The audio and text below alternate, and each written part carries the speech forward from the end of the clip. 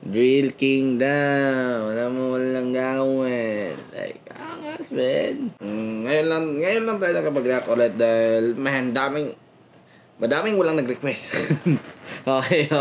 Walang nag-request dahil dun sa huling upload ko, Senior versus Sharon. Daming nag-aalap doon, pero move forward tayo. Okay? Move forward tayo. Ni-request ito.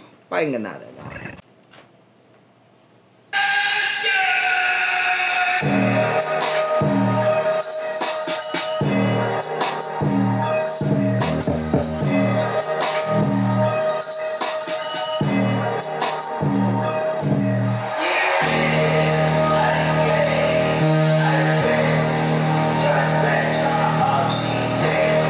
Ang ganda ng outfit, no?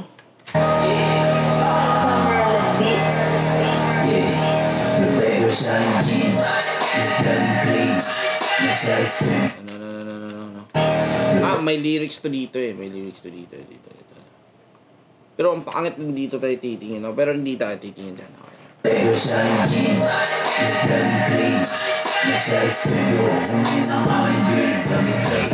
Na studio kunin ng dreams, like napaka-solid yan, men. Ang sarap talaga sa pakiramdam pag yung pera galing sa passion mo. Alam mo na, like, men, passion mo, career mo, like, ang ganda nun. Kasi di ganun lahat ng tao. Yung iba talaga nawawala na yung passion dahil mas career talaga, dahil dun sila nabubuhay. Pero yung iba no? Yung passion nila, naging career nila. Ang sarap nun. Parang hindi ka nagtatrabaho nun, men. Pero hindi naman porket hindi mo passion yung career mo, hindi mo na yan gusto. Gusto mo pa din yun. Okay, gusto mo pa din yun. Kaya nga, kinareer mo kasi gusto mo yun. Ang problema lang, iba talaga yung passion. Kasi yung passion talaga, di ka mawawalan ng, sabi na, kung guess nyo, di ba? Men, kung sikat ako sa vlog, men, vlog na ako ng vlog. Kaso, hindi eh.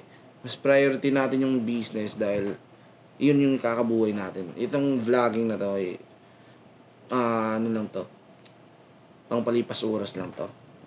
Pero gawin pa din natin kasi yun nga, passion nga. Hindi buo yung buhay ko nang hindi ako nakapag-vlog kahit nonsense.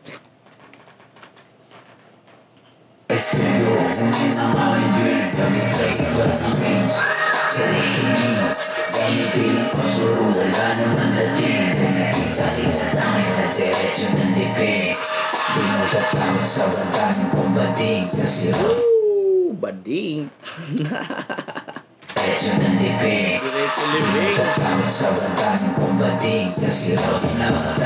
Men, ang ganda ng first lines yun na dahil di siya common na mga bara na ginagamit. Yung mga punchline doon, di siya common. Alam mo yan, mga lame, gang, yung mga ganyang mga linya. Kasi kadalasan nagdi-drill, kadalasan nagaganitong mga tema na kanta, mga vibe na kanta is halos paulit-ulit na lang yung mga lyrics na nandidinig ko.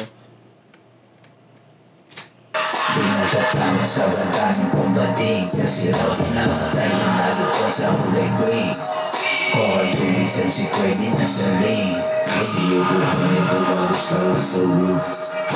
Napakaangas nun, eh. Alam nyo guys, yung mga ganitong bagsakan, naiingit talaga ako eh.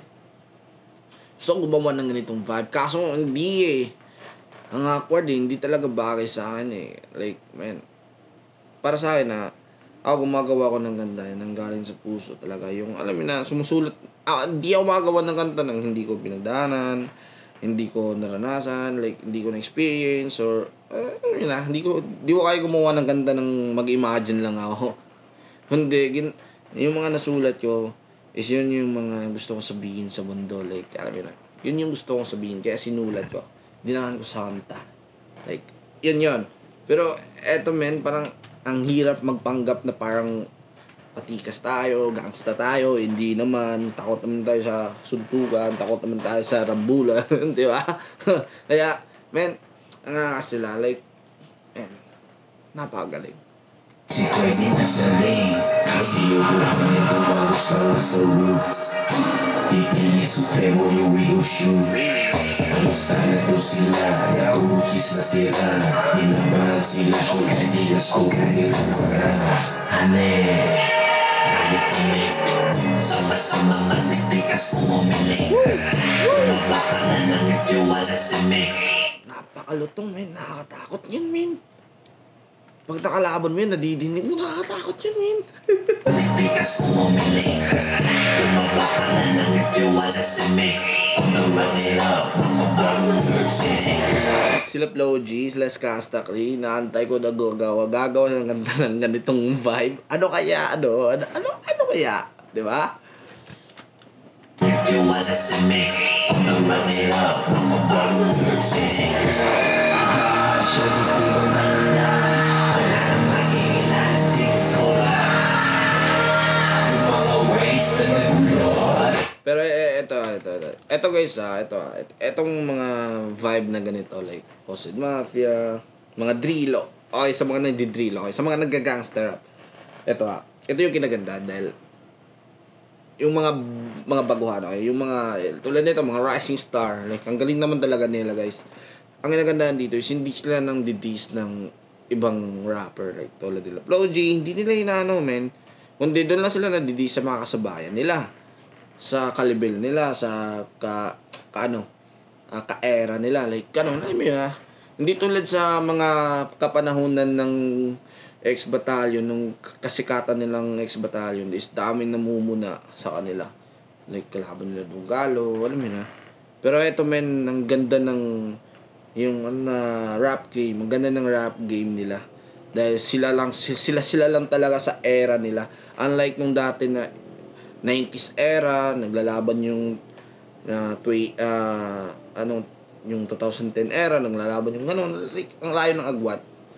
Eto, ang ginagandahan nitong era na to, dahil same sila, same year, same na era, nagsasalpukan, like, ang ganda pakinggan, ang ganda tignan. Tapos, ang kinagandahan din, parang wala masyado silang suntukan na nagaganap. Meron man, pero hindi talaga umabot sa patayan. Unlike dati talaga. Saksakan talaga dati.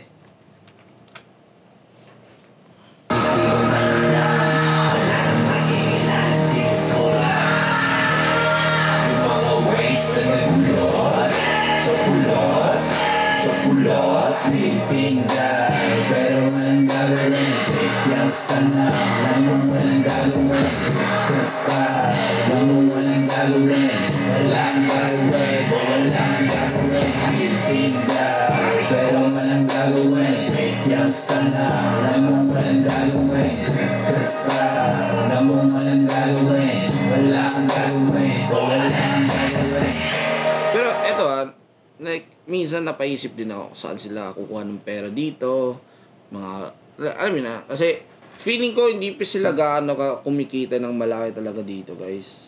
Sa tingin ko lang o baka madami lang talaga baka malaki lang talaga siguro yung market ng Luzon, ng Manila, ng mga hip hop doon. Kaya dami sigurong gig, alam mo na, sa mga bars, kaya doon sila kumuha ng pera. Kasi dito bihira guys. Yung mga, eto, magastos to men. Magastos to. Etong ginagawa nila. Kaya minsan napaisip din ako, wow, solid hustling kumukuha talaga sila ng pera ng, kumukuha talaga ng pera para sa mga pangarap nila. Etong pagrarap, okay. Like, man, eto din sana yung mga pera na gamit nila dito is hindi galing sa bulsa ng mga parents nila. Okay. Sana. Pero kung galing man, okay lang din. Okay? Okay lang din. But guys, kasi, man, may talent, man. Sayang yun. Sayang. Okay? Pakita mo yan, man. Ako nga kahit wala akong talent panabili ako ng mga equipment, pero hindi, pinaghirapan din natin yun guys, okay.